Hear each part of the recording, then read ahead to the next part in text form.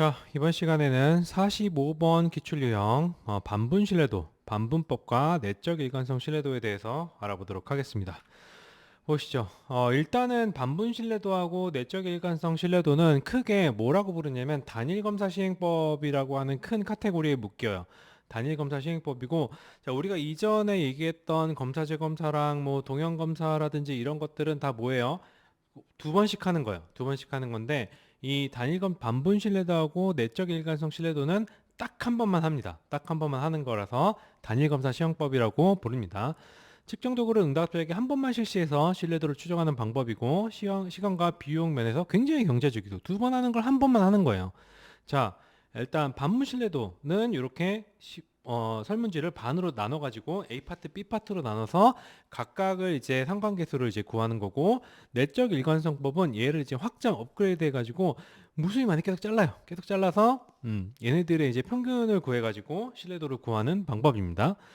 자, 자세히 알아보도록 할게요. 반분 신뢰도 측정 도구를 임의로 분할해서 각각의 개별적인 척도로 간주를 하는 거예요. 그러면은 하나의 척도를 A 파트, B 파트로 나눠 가지고 각각 개별적인 파트로 이제 개별 척도로 간주하고 스피어만 브라운 공식을 사용해요. 그러니까 만약에 신뢰도 나오고 스피어만 브라운 딱 나오면은 그냥 반분 신뢰도랑 연결지어서 생각하면 됩니다.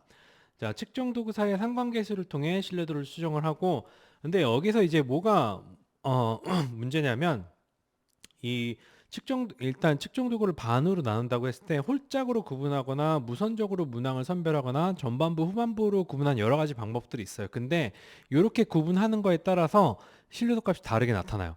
그게 이제 문제가 되는 거예요. 그러니까 뭐 한 번만 하기 때문에 시간과 비용이나 여러 가지 것들을 절약할 수 있고, 검사 재검사나 동영검사 신뢰도보다 훨씬 더 좋은 거긴 하지만, 이런 문제가 나타나기 때문에 약간 조금 사용할 때 어떻게 나누냐에 따라서 신뢰값이 다르게 나온다라는 거는 어쨌든 측정의 신뢰도가 없는 거라고 이야기를 할 수가 있겠죠.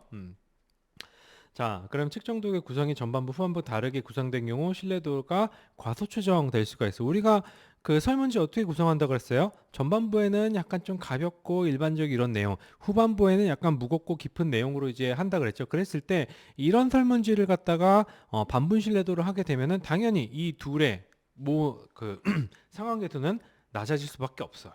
자, 그렇기 때문에 요 반분 신뢰도 같은 경우에는 약간 몇 가지 제한점이 있어서 많이 안 쓰입니다. 그래서 이 내적 일관성법이라고 이야기하는 게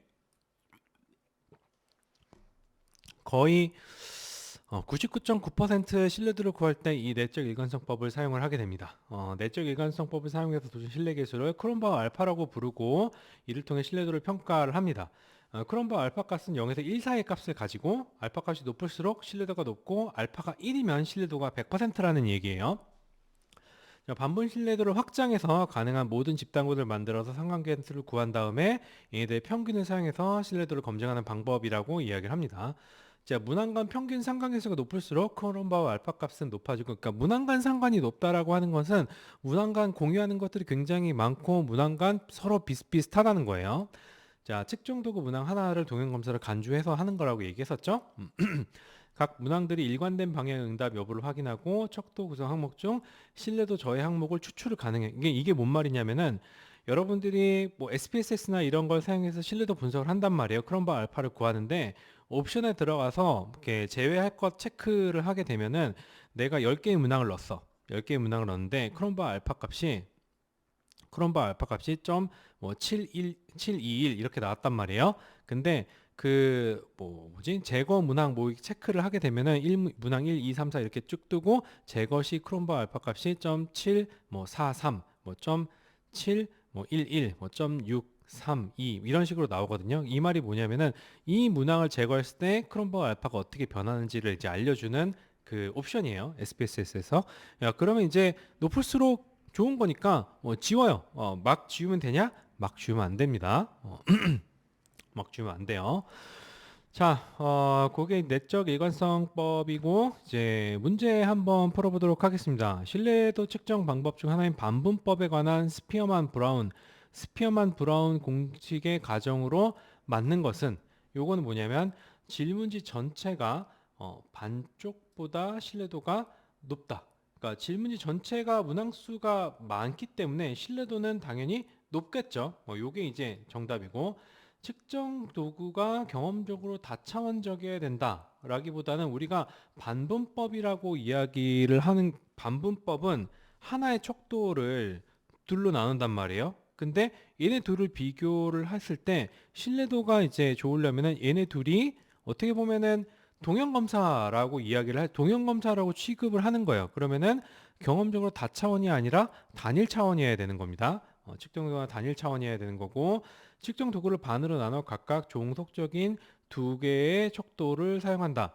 나누어서 각각 종속적인 두 개의 척도를 사용한다. 이게 무슨 말인지 모르겠어요.